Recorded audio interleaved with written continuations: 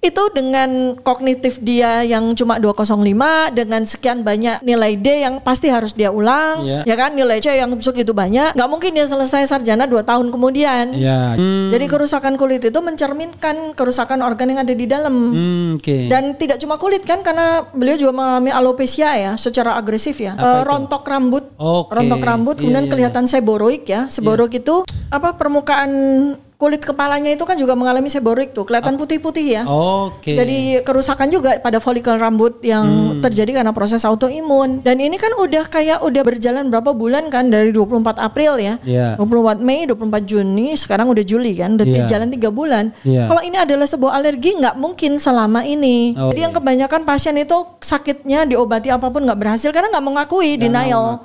Oh saya sehat kok gitu. Nah itu menunjukkan begini-begini. Iya, saya sehat kok, saya nggak kenapa-kenapa kok. Itu udah mundur tuh dari menuju kepada kesembuhan. Tapi begitu dia acceptance, oh iya ya saya sakit ya, apa yang harus saya lakukan, itu maju kepada kesembuhan. Tapi kalau dia oh enggak kok, nah kayak orang denial ya, enggak kok, semakin dia denial, semakin dia merasa baik-baik aja, semakin dia mundur dari kesembuhan. Nomor 1 dengan tulang pipi nomor 2 itu kan nomor 3 itu kan beda. Tulang pipi nomor 1 kan tinggi. Tulang pipi nomor yang menghasilkan pasung pipi yang beda kan dengan yang nomor 3. Kalau nomor 3 ini kan datar gitu ya.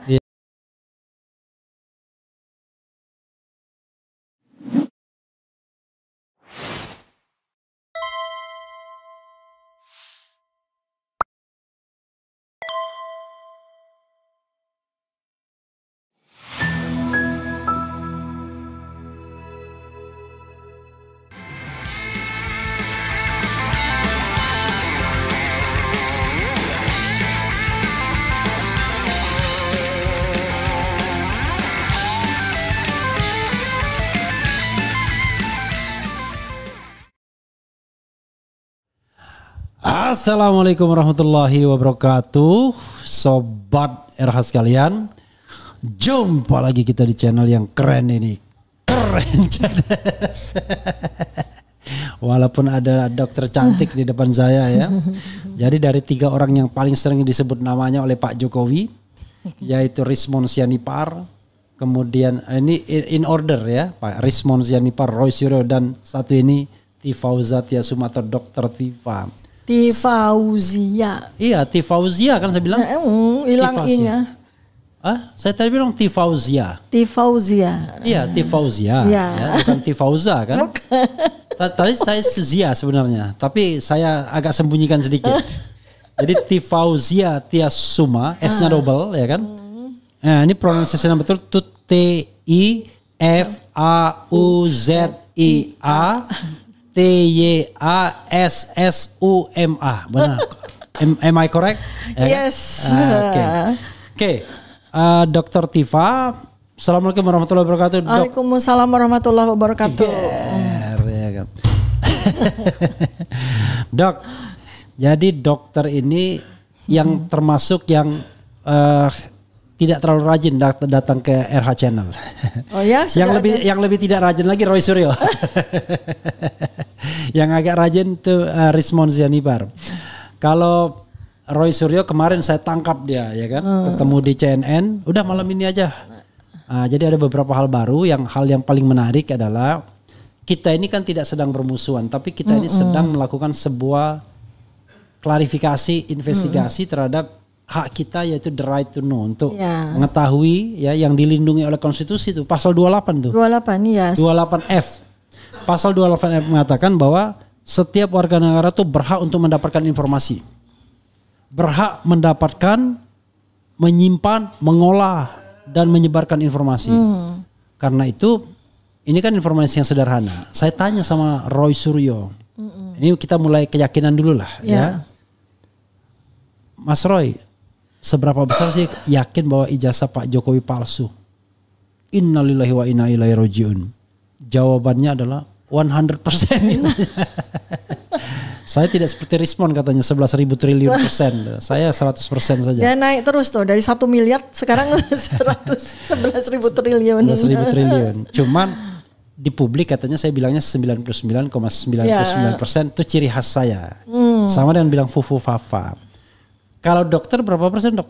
Ya, Pertanyaan karena gini, namanya kan science based research untuk dipakai science based investigation. Jadi yang kita lakukan itu kan melakukan penelitian atau penyelidikan berbasis ilmiah. Nah, kemudian kalau kita bicara tentang konsep ilmiah, maka kebenaran itu kan relatif. Karena kebenaran absolut itu hanya milik Allah Subhanahu wa taala. 100% itu hanya milik Allah Subhanahu wa taala. Kita oleh ilmiah itu hanya diperkenankan taraf kepercayaan yang tertinggi itu hanya 0,001%.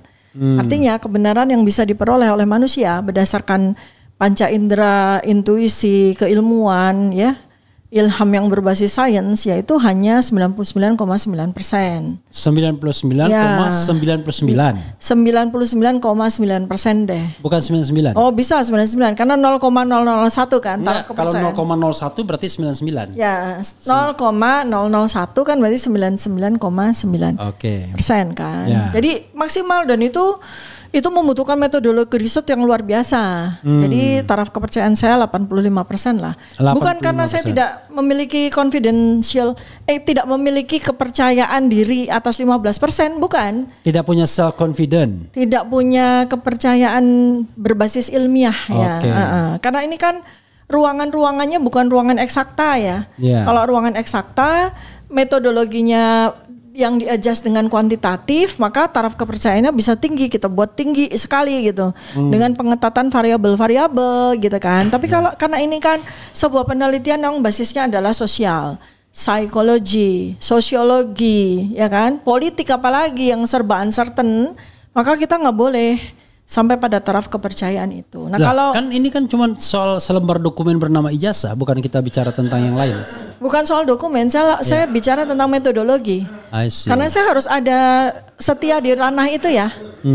Saya harus ada di ranah, di domain science base. Gak lari sebagai seorang komunikator seperti Bang Roy Suryo, ya kan.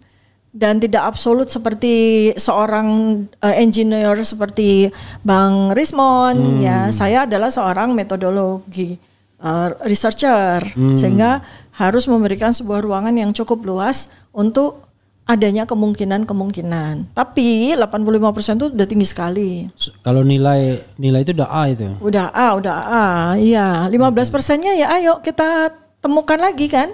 Kan temuan-temuan baru seperti pasar pramuka itu kan sebuah temuan yang sangat luar biasa itu untuk mengenapi 15% yang masih bercelah. Kalau dalam hukum bukan temuan, itu petunjuk. Petunjuk ya, kalau saya temuan ya, temuan, petunjuk. Data baru, novel baru ya, novelty baru. Gitu. Pasar pramuka itu, karena benar-benar itu adalah sebuah faktor atau variabel yang tak terbayangkan loh. Ya, kata-kata dari Pak siapa? Pak Betor Surya. Betor almarhum. Karena ada pendukung Pak Jokowi yang mengatakan dia udah almarhum. Dan udah ngotot salah, tapi PD nyerang lagi. Ya yang kayak gitu-gitu kan membuat variabel ini menjadi sangat goyang kan. Jadi apalagi ketika ditanya juga kan mana dasarnya. Kalau narasi aja kan kita masukkan di dalam konteks variabel yang sangat uncertain ya, kita nggak bisa pegang. Kalau dokumen itu baru. Nah tetapi ketika dokumennya palsu, nah ini yang repot gitu. Ini kan menjadi repot sekali gitu loh. Ya. Hal yang paling tidak masuk akal kalau misalnya orang nanya begini, Dok. Ini Roy Suryo, Dr. Tifa mengatakan dokumen Pak Jokowi palsu atau ijazahnya palsu. Emang dia pernah memegang dokumennya? Jadi dia tuh orang bilang begini misalnya. Orang selalu berkata bahwa kalau kita tahu bahwa dokumen itu palsu, artinya barangnya itu ada di kita. Oh ini loh palsu loh ini, kayak uang kan? Iya. Ya kan satu-satunya petunjuk dokumen itu ada di Pak Jokowi sendiri kan. Kalau ada 2 di 3 di tempat lain ya itu pasti palsu. Ya. Satu yang perlu dikoreksi, saya tidak mengatakan ijazah palsu ya. Saya mengatakan dugaan. Mengakses dokumen itu sebagai dokumen yang fake ya secara ilmiah. Kemudian ini udah maju loh. Hari ini saya udah bilang 85% ya. Sekian hari yang lalu saya masih mengatakan 50% ya. Tapi kemudian muncullah pasar pramuka sebagai variabel baru, muncullah pernyataan-pernyataan saksi-saksi baru ya, yang kompeten kan, karena seorang tokoh politik nggak mungkin dia berbohong ya gitu, seperti itu. Kita bisa pegang ucapannya sebagai saksi ya kan, naiklah lumayan loh, naiknya tinggi sekali kan. Dari berapa ke berapa? 50% ke 85% itu bagi saya kan tinggi sekali tuh. Ya, tinggal dikit aja, penelitian saya akan berlanjut. untuk menggenapi yang 15% kan. Nah seperti itu. Tapi kemudian kan terganjal dengan sakitnya Pak Jokowi ini. Iya, tapi terganjal artinya dokter terganjal. ini bersedia nggak ngomong tentang sebuah spekulasi ya? Jadi sebelum kita ngomong tentang sakitnya Pak Jokowi, coba ditampilkan 3 gambar itu. Spekulasi ya, spekulasi. Spekulasi loh. Saya menghindari spekulasi ya, di dalam bahasa saya nggak ada spekulasi. Oke. Jadi mulai dari ini loh, presumption. Ya enggak, saya bicara tentang bukan spekulasi dari dokter, dari publik. Spekulasi publik. Jadi public speculation itu. Public speculation. Kemudian diterjemahkan oleh researcher atau opinion maker menjadi sesuatu yang lebih assumption certain. ya, asumsi lebih hypothetical ya. gitu kan. Oke. Coba kita tunjukkan. Jadi kan jadi supaya masyarakat juga teredukasi ya, bahwa spekulasi itu di luar dari konteks ilmiah. Nah, ketika kita memasukkan spekulasi kepada ilmiah, maka kita bicara presumption. Presumption naik lagi ke assumption, berarti sudah ada data di situ. Kemudian masuk lagi ke hipotesis. Mana ininya? Kok langsung dibalikin lagi gambarnya? Nah, dokter ya. Kalau dokter buka RH channel, saya dokter buka Coba RH saya channel buka ya. Enggak, belum buka. Saya belum buka. Oke. Nah, buka RH channel yang kita lagi live ini. Itu kan ada 4 foto tuh. Udah kebuka? Oh, baru buka. Oke. Nah, itu sampai terakhir tuh. Scroll terakhir. Yang apa nih judulnya sekarang? Itu Dr. Tifa Geruduk RH lagi. Bawa tim pengacara. Banyak tuh di sana. Banyak gerudukannya banyak. Oh, ya udah ini nih saya kasih linknya nih. Enggak ini nih. Ini saya udah buka. Enggak, maksudnya saya menggeruduk bersama pasukan yang banyak. Oh ini oke. Ya. Nih sebelah kiri foto seorang laki-laki yang rodok ganteng, ya kan? Hidungnya lancip, ya kan? Ya. Bibirnya tebal. Ada kumis. Ya. Pakai kacamata, pakai toga. Ya. Konon latar belakangnya ini gedung pusat UGM. Ya. Cintaku di Kampus Biru, Asadi Siregar, ya kan? Raisita. Kemudian satu lagi siapa lagi? Yati Octavia. Tapi sebenarnya kalau kita mau cermati ini kan saya bukan seorang ahli digital forensik, saya juga bukan ahli telematika seperti Bang Rismon dan Bang Roy ya. Cuma dari kacamata awam aja ya, dari mata awam kita. Tapi saya belum selesai. Oh, belum selesai. Lalu ini ada foto yang kedua, yang konon inilah foto yang tertempel di ijazah. Konon ya. Karena kita kan nggak pernah dilihatkan yang asli secara deklaratif, tapi berdasarkan apa yang disampaikan Dirtipidum ya, foto inilah yang fotokopi dan kemudian terlipat 2 itu kan. Nah, jadi kita nggak bisa sangkal bahwa inilah foto di ijazah sokol asli itu. Sokol asli. Yang ketiga ini adalah kalau tidak salah Presiden Jokowi. Kalau tidak salah. Nah, yang keempat Presiden Jokowi hari ini kita simpan dulu untuk pembahasan berikutnya. What happened with him gitu right now. Nah, pertanyaannya adalah saya sampaikan data dari Rismon dan dari Topi Merah. Dari Roy Suryo yang kesini dan Topi Merah yang barangkali nanti minggu besok akan kesini. Kalau menurut Topi Merah, ketika dia uji ini menurut software dia, ya dia sebut apalah softwarenya itu, face recognition atau ELA atau apalagi dia bilang ya. Nah dia mengatakan ternyata soal kemiripan yang foto toga ini tidak kemiripannya di bawah 50% dengan foto Pak Jokowi yang presiden. Oke, dari antara foto 1 dan foto 3. Ya. Itu kemiripannya di bawah 50%. Oke. Ya berarti kan tidak mirip berarti kan. Kalau foto 1 dengan foto 2. Foto 2 dan foto 3. Foto 2 dan foto 3. Kemiripannya juga di bawah 50%. Oke. Berapa itu tepatnya dia? Saya lupa apa dia bilang berapa ya. Nah, kalau foto sebenarnya dia bilang 50-an lah sebenarnya, 50 depan. Tapi yang identik dia tidak menyebut persentasenya. Yang identik itu foto 1 dan foto 2. Foto 1 dan foto 2 itu identik. Artinya secara ELA di atas 80% dong. Roy Suryo mengatakan hal yang sama. Oke, berarti foto 1 dan foto 2 karena ini identik boleh dibilang ini foto orang yang sama ya. Orang yang sama. Secara ilmu Ya. Digital forensik ya, oke. Dan kemudian ditemukan ternyata foto yang di ini mirip sama Dumatno.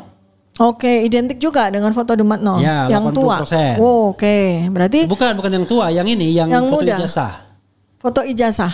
Foto ijazah ini mirip sama Dumatno kan? Oke. Nah, kalau ini sama Dumatno, ya dengan sendirinya ini mirip Dumatno juga berarti. Berarti dengan sendirinya ini adalah Dumatno. Foto Dumatno gitu itu kan. Itu kesimpulan kita. Ya, kesimpulan secara digital forensik oleh mereka ya. Ya, kalau misalnya kita main logika, foto ini yang wisuda ini tidak mungkin diambil tahun 85. Karena Dumatno ini kelahirannya tuh tahun 77. Jadi kalau dia sarjana dan bukan pula dia sarjana UGM. Makanya orang kemudian mencurigain latar belakang ini fake. Iya, yang ditempel. Foto yang rekayasa juga kan, foto wisuda gitu. ini. Ya, nah, memang. Itu informasi yang saya kira dokter juga tahu. Ya. Tapi dari sudut dokter sendiri apa yang mau dokter katakan mengenai foto-foto ini?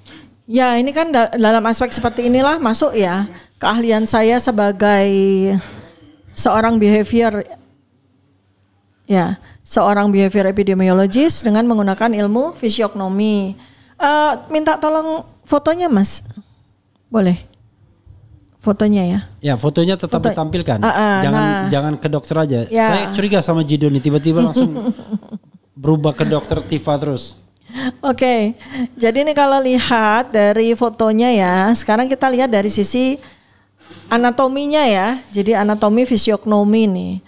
Kalau kita lihat dari foto pertama dan foto kedua secara anatomi, dan ini juga bisa nanti dikonversi atau di-compare dengan ilmu ELA atau ilmu digital forensik yang lain dengan menggunakan software, maka kita bisa menghitung secara presisi jarak antar mata nih, antara foto 1 dan foto 2 dan foto 1 dengan foto 3 begitu ya. Ini kalau karena saya adalah orang yang menekuni bidang anatomi, karena itu anatomi adalah basic ilmu dari ilmu kedokteran, dengan kasat mata saja itu kan kelihatan kalau jarak antar mata antara foto 1 dengan foto 2 itu identik. Jarak antar matanya ya. Oke. Antara foto 1 dengan foto ketiga itu kan tidak identik jarak antar mata ya. Kenapa? Foto ketiga itu agak jauh ya? Ya jauh lah. Itu maksudnya kan agak jauh. Antar matanya lebih jauh. Lebih jauh. Ya, lebih jauh. Itu baru dari jarak antar mata aja. Karena ada tiga dari komponen wajah itu yang tidak berubah seiring umur, seiring waktu. Nggak berubah 3. 1 jarak antar mata, kemudian panjang atau bentuk tulang hidung asli, ya, karena hidung itu kan dibentuk oleh tulang hidung dan oleh otot ya.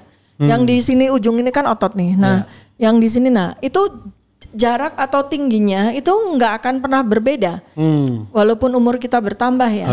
Itu. Kemudian yang ketiga dia tuh dagu. Nah, dagu ini juga bisa dilihat karena dagu ini terbentuk oleh tulang yang tidak akan berubah seiring umur. Yang kacamata ini dagunya lebih lancip. Sebentar dari mata dulu ya. Mata itu kita udah confirm ya bahwa jarak antar mata itu nggak akan berubah seiring umur. Dan foto nomor 1 dengan foto nomor 3 itu jelas beda jarak antar matanya. Kemudian soal hidung. Nah, kita lihat ya hidung. Hidung itu jelas sekali kelihatan bedanya. Kalau dihitung ya ada alat untuk mengukur panjang hidungnya itu, panjang tulang hidung. Ya, itu jelas beda karena panjang tulang hidung nomor 1 dengan nomor 2 itu sama ini loh ya. Ya, itu kan sama itu panjangnya. Tapi kok nggak terlihat lancip nomor 2 nih ya? Atau karena fotonya kabur ya? Apa lebih precise yang sebelah kiri kan. Tapi kita lihat blur, ya?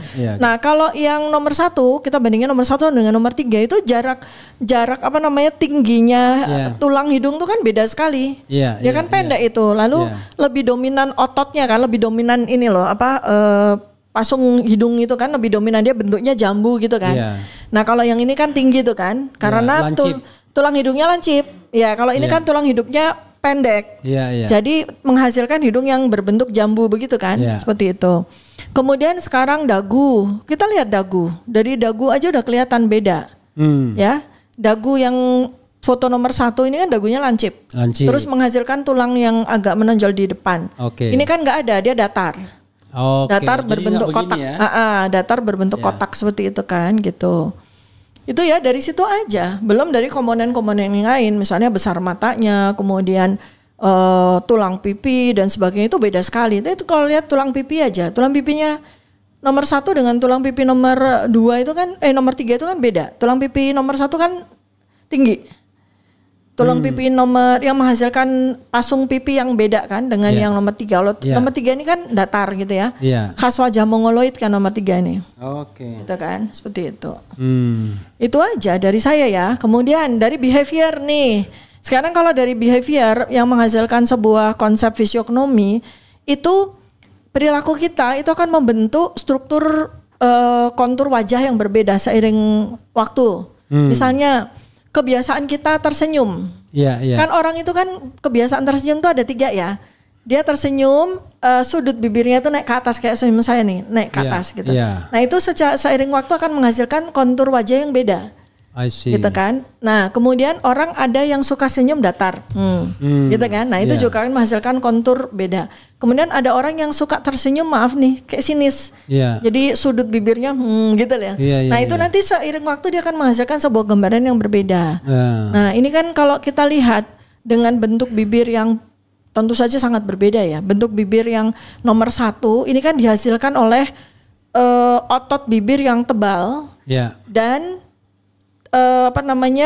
struktur gigi yang tidak sama dengan struktur gusi dan gigi yang sangat berbeda dengan foto nomor 3. Ya. Jadi dia kan senyumnya seperti itu kan hasilnya. Nah, kalau yang foto nomor 3 karena bibirnya cenderung lebih tipis dan struktur gusinya tuh maju, maka cara dia tersenyum itu kan tidak menghasilkan sebuah guratan yang naik ke atas. Kelihatan kan? Kalau dia senyum kan senyumnya turun gitu. Yang nomor 3 selalu kan begitu ya. Senyumnya itu turun gitu. Tidak naik ya? Tidak naik. Nah, kalau yang nomor 1 dan nomor 2 ini kan kelihatan kalau garis dia kalau dia senyum tuh pasti dia naik. Seperti itu tuh. Ini ilmu fisiognomi. Fisiognomi. Jadi ilmu anatomi yang dihasilkan oleh behavior ya. Ini ilmu yang oleh ilmuwan mainstream kan suka disebut itu kan pseudoscience gitu. Udah whatever lah. Kalau saya sih justru kebaruan-kebaruan itu dihasilkan dari banyak ilmu-ilmu baru yang oleh para ilmuwan mainstream itu disebut sebagai suka menyebut sebagai pseudoscience gitu. Tuh. Biarin aja. Jadi kesimpulan secara saintifik menurut keyakinan dokter? Enggak pakai keyakinan ya. Kesimpulan secara scientific base. Nanti ikut-ikutan rektor UGM tahun 2002. Saya meyakini nggak boleh gitu. Bahasa scientific base-nya nggak ada yakin. Yakini itu adalah iman. Nah, yang meyakini kita yakin kepada Allah Subhanahu Wa Taala.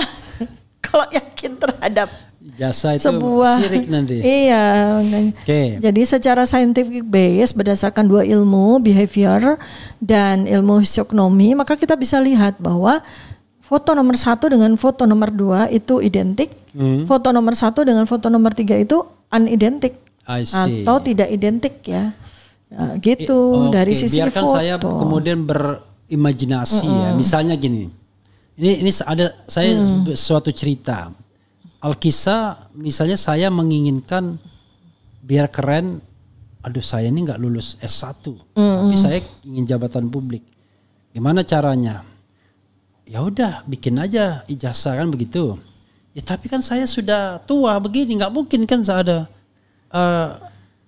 buka file ijazah yang file-file lama, ternyata kagak ada lagi yang bisa ditempelkan kan gitu.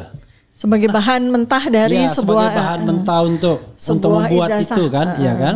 Termasuk juga tadi foto wisuda dan lain sebagainya. Gimana caranya? Begitu saya main-main, lah keponakan saya ini kalau ada jarak jauh mirip-mirip juga nih bisa. Kalau fotonya dikabur-kaburkan ya kan. Udah kamu aja dah. Ya, udah. Kebetulan dia sarjana pula. Jadi dia punya foto yang pakai toga gitu kan. Nah, kok pas. Gitu. Walaupun bukan UGM ya gitu kan. Dia kalau Dumarno yang dimaksud dengan Dumarno ini bukan UGM dia. Maka kita kalau misalnya ya ini kita berimajinasi ya. Imajinasi. Maka kalau satu orang ini lahirnya tahun 77, maka pasti foto ini bukan foto tahun 85. Ya. Karena kalau dia 85, usianya baru 8 tahun, ya kan? Saya bilang, ini ada pendukung sana yang bilang, Dumarno tuh lahir tahun berapa? 77. Kan gak mungkin, masa dia baru 8 tahun pada tahun 85. Iya, tahun 85 dia baru 8 tahun, tapi ini ijazah kagak dibikin 85. kan kita dapat data baru kan dari orang lain ya, bahwa ijazah itu dibuat tahun 2012 kan. Ya, ada yang mengatakan begitu. Menjelang untuk Pilkada DKI. Ternyata kurang persyaratannya. Terpaksa bikin lagi. Karena bikin dulu waktu yang dibikin untuk wali kota 2 gelar sekaligus. Kata ketuanya kan begitu kan. 2 gelar sekaligus yang disampaikan Pak Taufik ya. Yang Eko Sulistyonya sendiri tidak ngomong langsung dia. Ya, memang ini sih. Jadi ini kita berimajinasi ya. Iya. Kita berimajinasi bahwa ada seseorang yang pernah kuliah di UGM. Ya. Nah, terus kebetulan orang itu wajahnya mirip dengan foto nomor 1 dan 2 gitu kan. Oke. Wajahnya mirip aja. Bisa jadi. Ya, ini kita berimajinasi ya bahwa ada seseorang yang tahun 80 itu dia kuliah di kurun waktu antara 80 sampai something gitu, antara 80, 81, 82, 83. Dia teridentifikasi kuliah di UGM. Kebetulan wajah dia tuh mirip ya, agak mirip dengan foto nomor 1, foto nomor 2. Ya, mirip. Nah, kemudian dibuatlah mungkin itu menjadi sebuah bahan-bahan mentah yang dikumpulkan untuk menghasilkan sebuah ijazah. Karena yang paling penting ada nama ya. Ya, dan kemudian ada dibuat nama. Ternyata ada namanya sih. Ada namanya. Bisa jadi JW itu ada. Ada, bisa jadi. Walaupun cuma sarjana muda mungkin ya, gitu atau mungkin tidak pernah juga, mungkin pokoknya pernah ya. Si seseorang bernama bisa JW. juga tidak pernah ya. Bisa juga tidak pernah. Ini kan 15% itu di Sydney. Kan registrasinya bisa dibikin-bikin. Bisa semua. Kalau satu dokumen ternyata terbukti dibikin-bikin, ya dokumen yang lain, 33 dokumen yang lain boleh bisa saja itu dibikin-bikin. Tapi juga. Kenapa dia lingkarin sarjana muda ya? Kalau dia kan maksudnya maaf kata bodoh banget tuh. Ketika dia kalau dokumennya dibikin-bikin, kenapa sarjana muda ya? Kalau saya di situ bukan spekulasi ya, hipotesis juga bukan ya, mundur sedikit asumsi. Memang ada seseorang yang digunakanlah dokumennya dan seseorang itu memang masuk di UGM sebagai sarjana muda. Tetapi namanya tidak JW. Ya, nah ini kita masih harus lakukan riset lagi untuk bisa mendapatkan simpulan apakah dokumen yang digunakan itu dengan nama JW itu dan melingkari sarjana muda itu dan dia diterima di UGM sebagai peserta program sarjana muda itu apakah orang yang sama kemudian dengan orang yang kemudian fotonya hampir mirip dengan foto nomor 1 dan nomor 2 gitu. Kalau sekarang saya bertanya yang sifatnya juga asumsi ya tadi, kalau kita lihat kan ada 2 pertanyaan. Apakah JW ini pernah kuliah atau tidak? JW pernah kuliah atau tidak? Di fakultas kehutanan atau enggak? Kalau saya begini ya, jadi kalau saya mencoba untuk membuat sebuah sequence gitu ya dari analisis berbasis review nih ya, bukan karena dokumen juga nggak saya pegang ya, analognya nggak saya pegang, jadi asumsi saya belum naik kepada hipotesis. Memang ada seorang mahasiswa yang diterima di UGM tahun 1980. Dia bernama Joko Widodo. Ya, gitu ya. Saya nggak sebut ini Joko Widodo yang kemudian jadi presiden, enggak. Pokoknya ada namanya Joko Widodo. Iya, ada seseorang yang diterima di UGM dengan nama Joko Widodo. S1 atau sarjana muda? Nah, ternyata berdasarkan dari dokumen yang tampil, dia ternyata tidak diterima di program studi sarjana. Tapi dia diterima di program studi sarjana muda. Maka masuklah dia, bayarlah kuliahnya gitu kan. Registrasilah dia, dapatlah dia KHS gitu kan. Muncullah kartu hasil studi dalam bentuk transkrip analog seperti itu. Yang terkumpullah dia sebagai sarjana muda itu 120 SKS dengan IPK 205 gitu kan. Artinya sebagai sarjana muda mungkin saja dia lulus. Tapi dengan mengantongi IPK hanya 205 nggak mungkin dia lanjut. Nggak mungkin dia lanjut, nggak bisa karena persyaratannya ini untung saja tidak DO.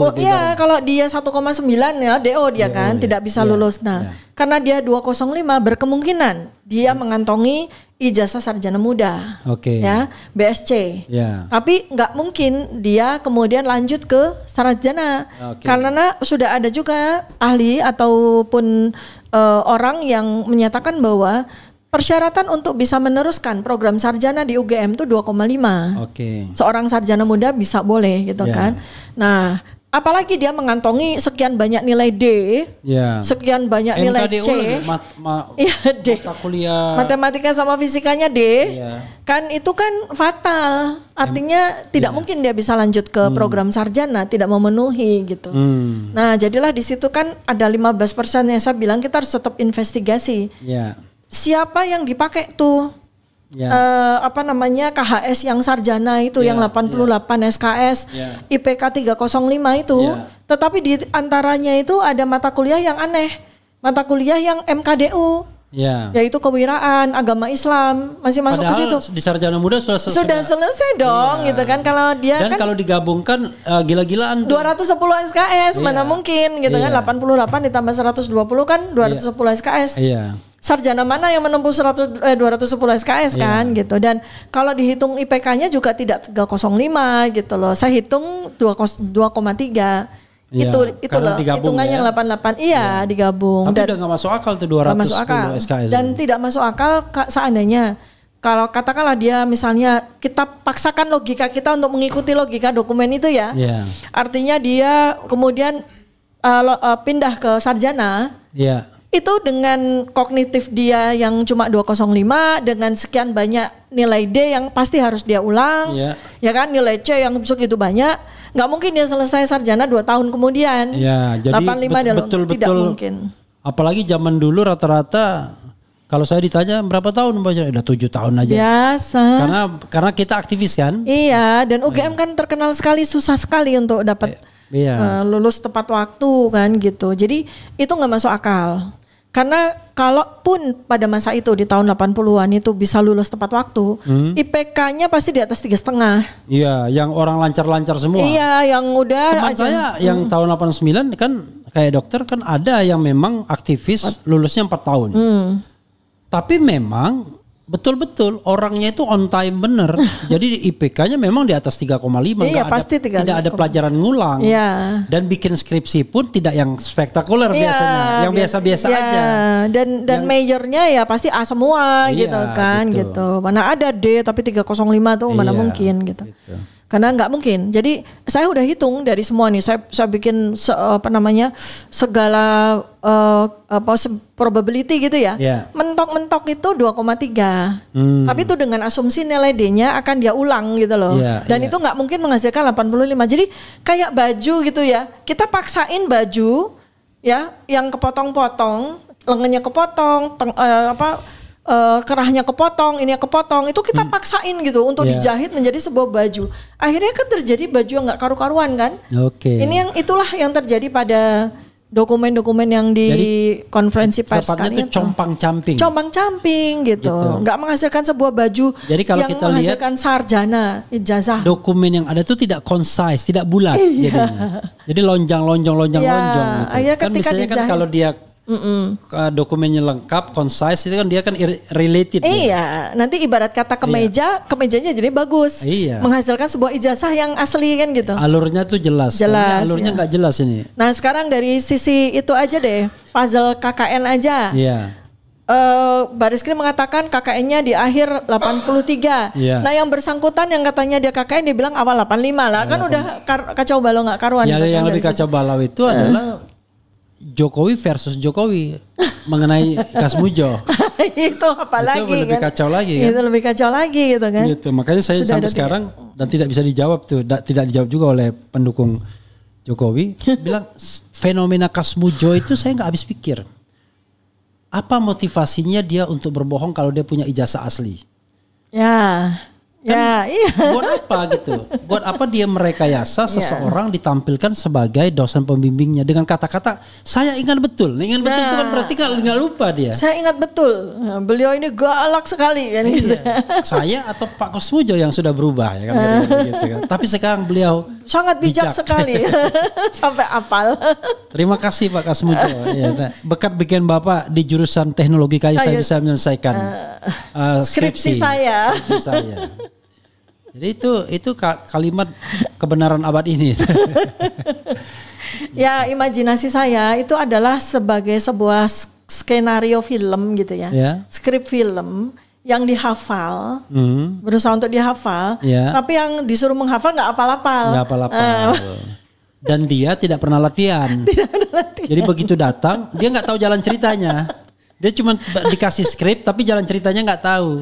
Terus gitu. Aktor pemeran pembantunya itu tiba-tiba sini Pak Kasmujo. Pak Kasmujo biasanya cuma cengengesan aja, dia nggak ngerti kalau tiba-tiba dia jadi pemeran pembantu. Ini lawak kan, jangan-jangan. Kan ada praktikno di belakang. Iya, kamu kenapa ini? Saya minta yang asli Pak, tapi ternyata yang datang dia.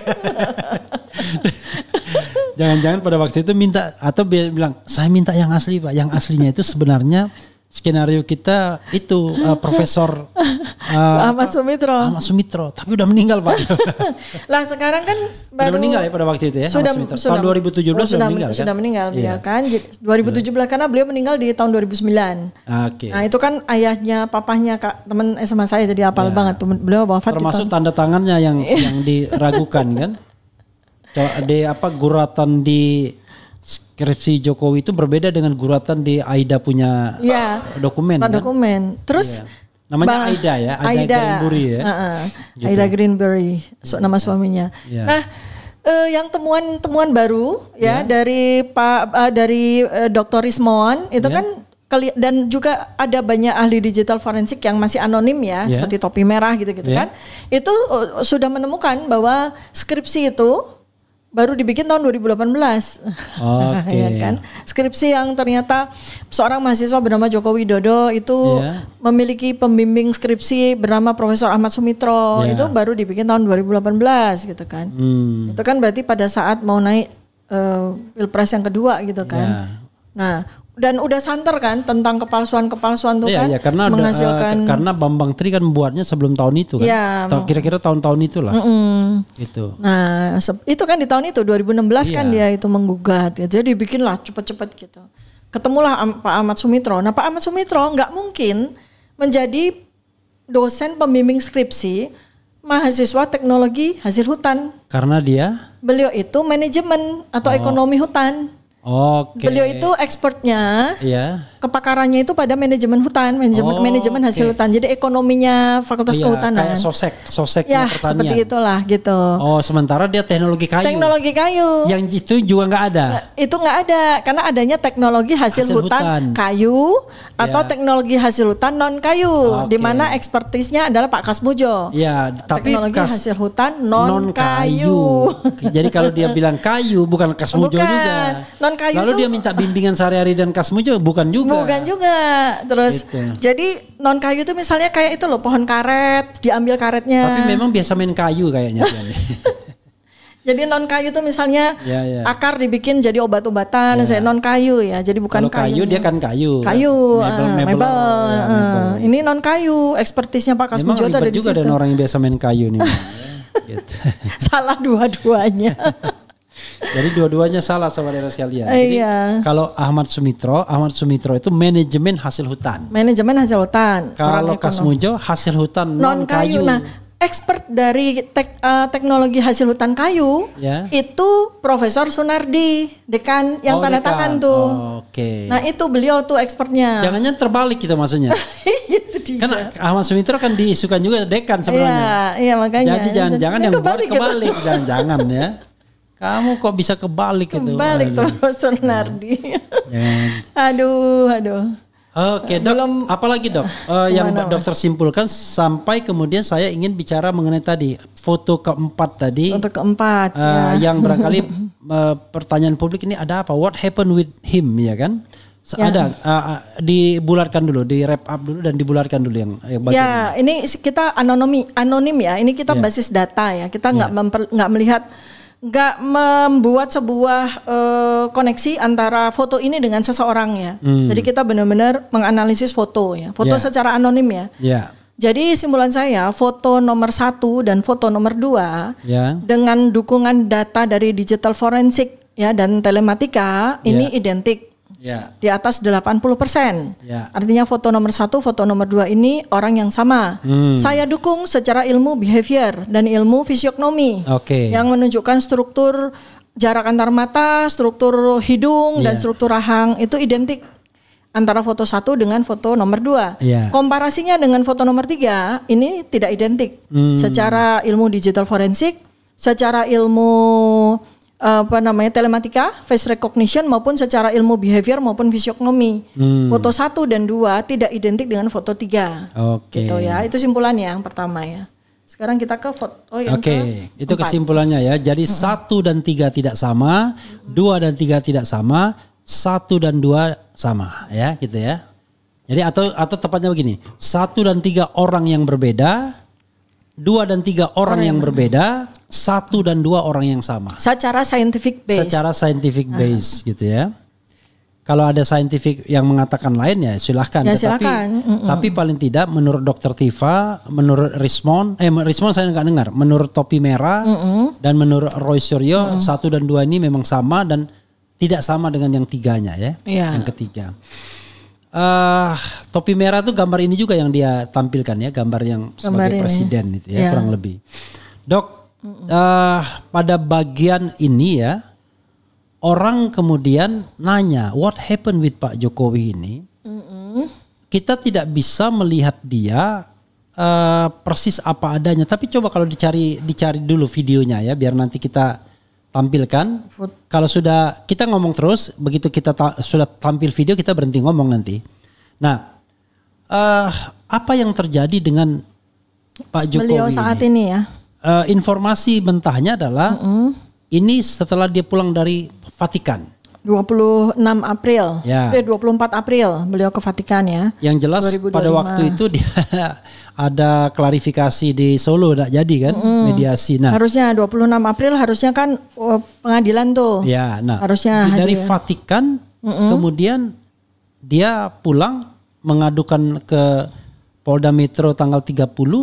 Tapi setelah itu kita lihat, loh kok what happened with him? Ada yang sakit-sakit. Dokter kemudian merujuk pada perutnya. Yang ada akhir-akhir ini ya. Ada buncit-buncit sedikit. Ada tonjolan begitu ya. Ada tonjolan begitu. Dan ada apa? Nah, silakan dok. Saya dan dokter bahkan sampai ngasih saran, advice ke Guangzhou nutritional advice ke Guangzhou, medical advice ya ke rumah sakit Guangzhou ya. Guangzhou. Karena kan saya khawatir. Atau ke RSPAD terakhir ini kan. Jangan ke Bali. Apalagi bermain di Kuta Bali. Jangan ke Bali malah main di pantai bagaimana? Autoimun. Silakan. Ya, ini saya sebagai dokter yang tidak melakukan pemeriksaan secara langsung, itu maksimal yang bisa saya lakukan secara telemedicine itu adalah assessment. Maksimal tegak untuk bisa memberikan advice itu adalah assessment. Di atas assessment adalah diagnosis. Nah, diagnosis baru kita bisa kalau kita lakukan secara tatap muka dan saya melakukan segala pemeriksaan fisik diagnostik gitu dengan berbagai peralatan kedokteran. Nah, tetapi karena sekarang ini kan zamannya udah canggih, foto-foto maupun video itu udah precise ya, sehingga telemedicine itu bisa dipertanggungjawabkan sebagai assessment begitu kan ya. Nah, jadi assessment saya adalah kalau ajudannya mengatakan dan beliau sendiri juga mengatakan bahwa ini adalah alergi kulit biasa, maka alergi kulit yang biasa aja karena mungkin udara di Vatikan nggak cocok atau sabun katanya salah satu mantan menteri gitu ya. Ini ada sambil lihat gambar tuh. Kelihatan parah banget tuh. Ya parah ya. Nah, ini kan parah banget tuh. Ini kan sudah kalau di Zoom itu, ini pada waktu yang ulang tahun ke-64 nih. Itu kan jauh sebelumnya itu kan beruntusan ya, melasma dan sebagainya. Setelah itu kemudian kabarnya beliau berobat ke Jepang. Kabarnya ya. Lalu kemudian langsung munculnya beruntusannya hilang. Intinya adalah itu nggak diakui gitu ya. Melasmanya tiba-tiba hilang, tapi muncul kemudian vitiligo. Ini namanya vitiligo. Vitiligo kayak pulau-pulau kehilangan melanosit, kehilangan warna kulit. Sel-sel pigmen kulit. Sel-sel yang membentuk pigmen kulit. Inilah hasilnya tuh vitiligo, membentuk pulau-pulau putih seperti ini yang tidak rata. Ini vitiligo nih ya. Vitiligo dan ini sistemik, merata seluruh tubuh. Karena kelihatan di sela-sela, kan sekarang beliau kalau pakai baju kan utuh ya. Biasanya suka biasanya dilipat tangannya. Kan jadi dari punggung tangan kelihatan juga vitiligo. Iya. Sampai ke leher. Artinya ini sistemik vitiligonya. Berarti ini tidak mungkin sebuah alergi kulit biasa. Kemungkinan asesmen yang terdekat ya autoimun. Autoimun itu apa ya anunya? Autoimun itu sel tubuh itu menyerang sel tubuh sendiri. Jadi terjadi pertempuran di dalam. Sehingga mengakibatkan kerusakan. Iya, jadi organ. Dia bukan protek benda dari luar. Iya, tapi dari dalam. menyerang tubuh sendiri. Iya. Dan ini sering kalinya tuh fatal ya, karena yang merusak bukan cuma penampilan luar seperti kulit, tapi juga organ-organ. Jadi gampangannya gini, seberapa besar kerusakan yang terjadi pada organ bagian dalam itu kelihatan dari kerusakan kulit. Jadi kerusakan kulit itu mencerminkan kerusakan organ yang ada di dalam. Dan tidak cuma kulit kan, karena beliau juga mengalami alopecia ya, secara agresif ya. Rontok rambut, kemudian kelihatan seboroid ya. Seboroid itu permukaan kulit kepalanya itu kan juga mengalami seboroid tuh, kelihatan putih-putih ya. Jadi kerusakan juga pada folikel rambut yang terjadi karena proses autoimun. Dan ini kan udah berjalan berapa bulan kan, dari 24 April ya. 24 Mei, 24 Juni, sekarang udah Juli kan, udah jalan 3 bulan. Kalau ini adalah sebuah alergi nggak mungkin selama ini. Artinya kan dokter mana yang sangat tidak kompeten mengobati alergi sih, kan gampang banget. Orang awam aja tahu kalau dia alergi dia makan apa, Insidal, makan dexamethasone gitu sembuh 3 hari.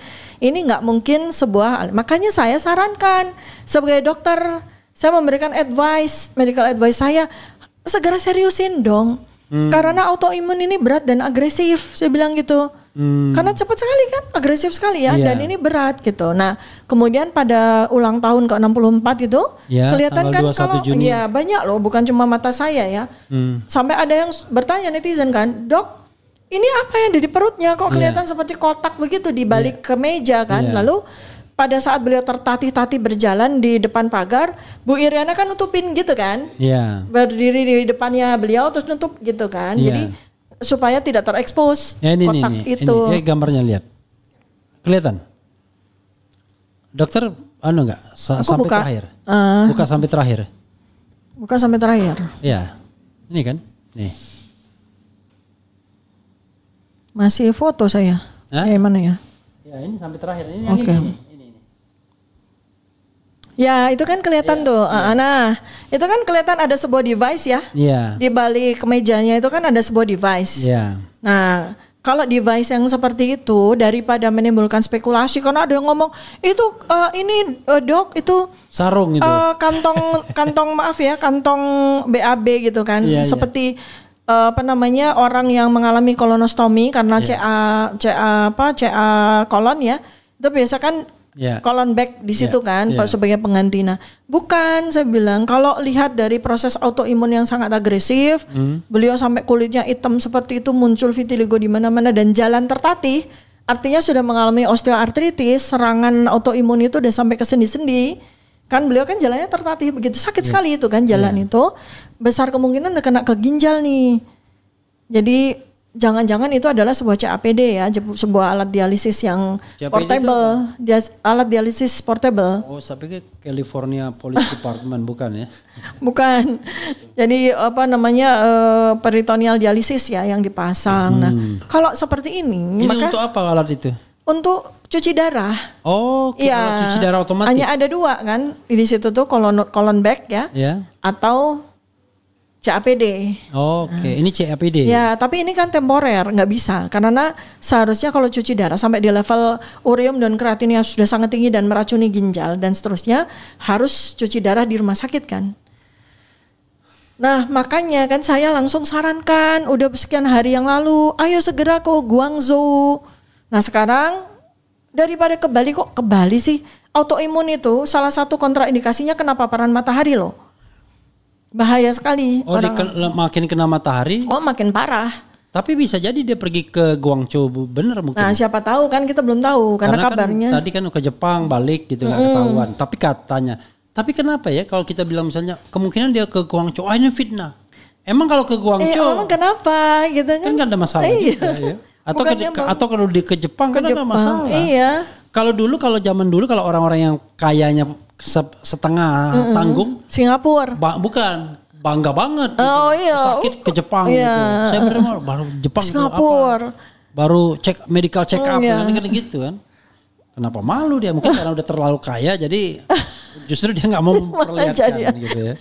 Nggak mau memperlihatkannya. Ya jadi, ini saya itu sebagai seorang dokter itu kan memang nature saya kan selalu simpati atau empati ya dengan pasien siapapun juga dia kan. Yeah. Walaupun pasien ini statusnya memperkarakan saya begitu ya. Yeah. Tapi ini naluri ya, nature saya sebagai dokter kan tetap merasa kasihan dan ingin selalu memberikan yang terbaik kan. Makanya sampai advice saya nutritional advice saya dalam bentuk suplementasi dan sebagainya, saya menghindari obat ya karena tidak boleh. Itu saya sudah berikan termasuk herbsnya, suplementasinya, spiritual toolsnya gitu ya, karena harus ya kalau sudah autoimun badan menyerang badan sendiri ya harus taubat, harus banyak sholat tahajud, banyak zikir, banyak minum air yang sudah didoakan, karena itu nanti akan menetralisir maupun mengobati gelombang-gelombang elektromagnetik yang kacau balau pada diri seorang penderita autoimun. Ya kan. Autoimun ini apa sih penyebabnya? Stres yang luar biasa. Oke. Dan ketidakmampuan tubuh untuk membaca serangan. Jangan dokter yang bikin dia stres, jangan. Enggak lah, dokumennya dia yang membuat dia stres. Yang dikejar-kejar TPUA. Dokumennya. Kan dokumennya bukan sayanya. Apalah artinya saya. Iya, TPUA lagi tanya-tanya terus ya kan. Apalah artinya saya gitu. Paling-paling cuma bikin marah sedikit karena kebongkar misalnya begitu kan. Ya jadi itu. Saya sangat ingin proper lah untuk berobat. Proper lah untuk mengakui ya. Karena satu langkah menuju kepada pemulihan atau kesembuhan itu mengakui sakitnya. Jadi yang kebanyakan pasien itu sakitnya diobati apapun nggak berhasil karena nggak mengakui, denial. Oh saya sehat kok gitu. Nah itu. Wah nunjukkan begini-begini. Iya, gitu. saya sehat kok, saya nggak kenapa-kenapa kok. Itu udah mundur tuh dari menuju kepada kesembuhan. Tapi begitu dia acceptance, oh iya ya saya sakit ya. Apa yang harus saya lakukan itu maju kepada kesembuhan. Tapi kalau dia, oh enggak kok, nah kayak orang denial ya, enggak kok. Semakin dia denial, semakin dia merasa baik-baik aja, semakin dia mundur dari kesembuhan.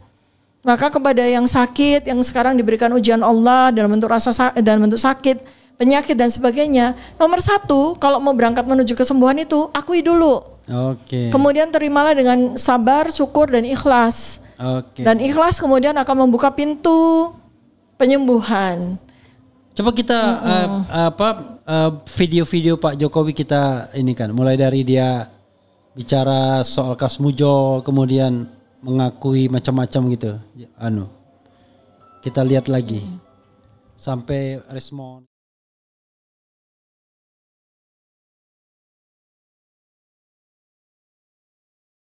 Yang pertama saya ingin menyampaikan penghargaan yang setinggi-tingginya kepada dosen pembimbing saya Bapak Kasmujo. Tadi ada tadi. Ke depan Pak Kasmujo.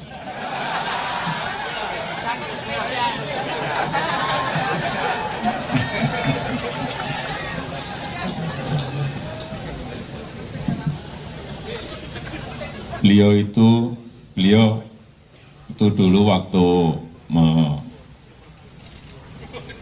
membimbing saya, seingat saya galak sekali.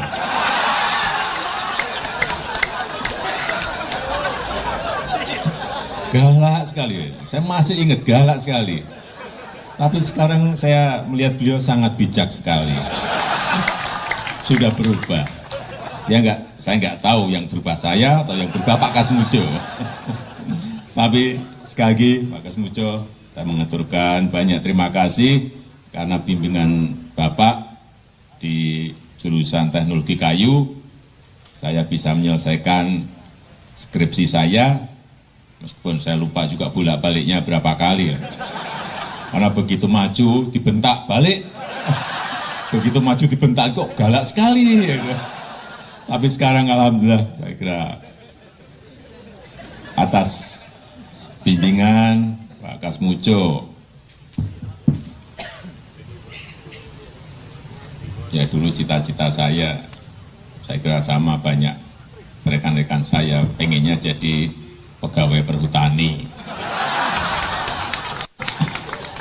Tapi saya juga daftar saat itu, saya daftar tapi nggak diterima. Diterimanya jadi presiden.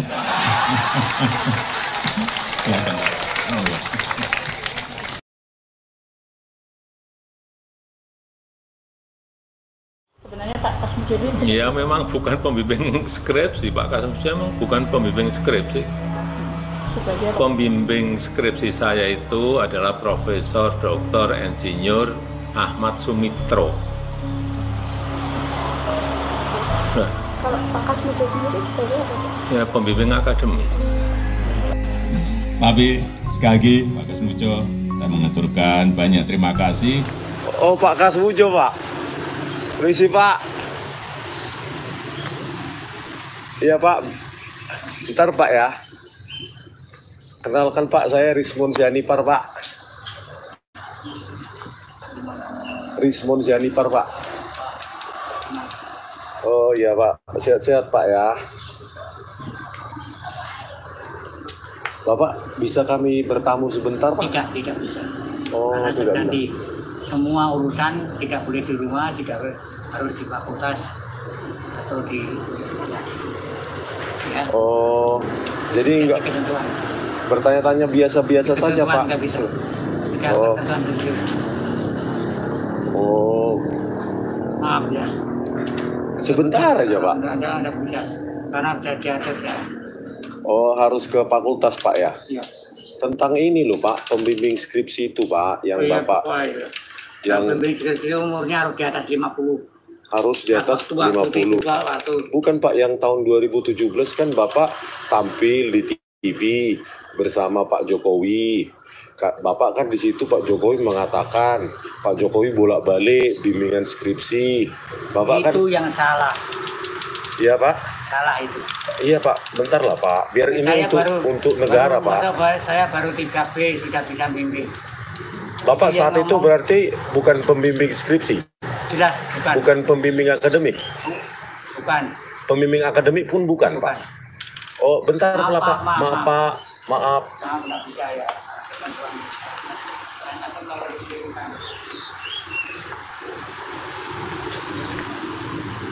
Pak Kasmujo, ini demi bangsa Indonesia loh Dok, Pak. tadi kan kita lihat ya. Tadi sakitnya udah selesai ya. Sudah Ini selesai. bagian akhir ya sebelum dokter closing statement, wrap up dan closing statement. Begini Dok. Saya kemarin kan waktu talk show di CNN, saya bilang fenomena Kasmujo itu fenomena yang bagi saya luar biasa, aneh.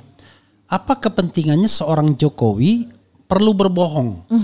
Nah, saya dengar dokter bilang mitomania. Mitomania. Mitomania itu dijelaskan Dok apa? Apakah memang ada sebuah penyakit di mana maaf kata ya, bohong itu menjadi hobi dan Iya. kalau bisa bohong dan membohongi orang tuh tiba-tiba dia senangnya minta Iya. ampun gitu.